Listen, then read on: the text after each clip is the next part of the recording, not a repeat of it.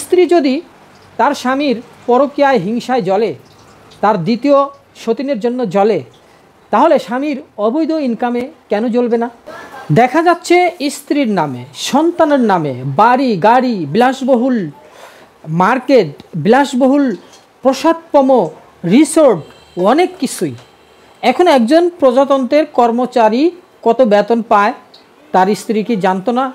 তার সন্তান কি জানতো না?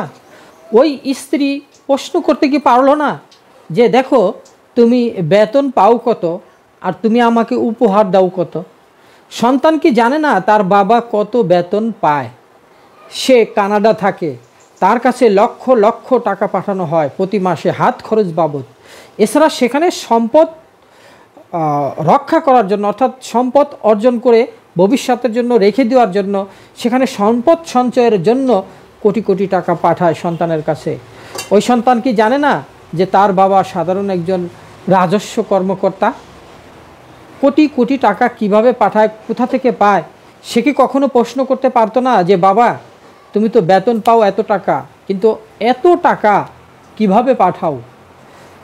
স্ত্রী যদি তার স্বামীর পরকীয়ায় হিংসায় জ্বলে, তার দ্বিতীয় সতীনের জন্য জ্বলে, তাহলে স্বামীর অবৈধ ইনকামে কেন জ্বলবে না?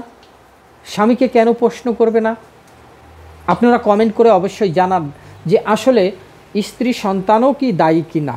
এতক্ষণ যে কথা বললাম আমি বোঝাতে চাইলাম যে একজন যদি দুর্নীতি করে, অবশ্যই এই দুর্নীতির ভাগীদার, এই দুর্নীতির অংশীদার তার স্ত্রী সন্তানও হবে। মতান্তরে তার মা বাবাও হবে যদি বেঁচে থাকে, কারণ মা বাবাও তো সেখান থেকে ভরণ পোষণ নিয়ে থাকে। মা বাবা কি জানে না যে তার সন্তান কি করছে?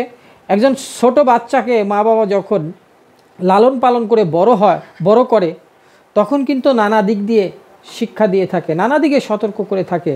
তো বড় সন্তান যখন তার বড় হয়ে সন্তান যখন চোখের সামনে অন্যায় অনিয়ম অবৈধ কাজকর্ম করছে, তখন কি ওই পিতা হুঁশিয়ার বা সাবধান করতে পারে না যে বাবা তুমি যা করছো অন্যায় অনিয়ম করছো, এটা ঠিক না, আমরা অন্যায় অনিয়ম অবৈধ টাকা বা সম্পদের আশা করি না তোমার কাছ থেকে, এরকম সতর্ক কিন্তু করতে পারতো।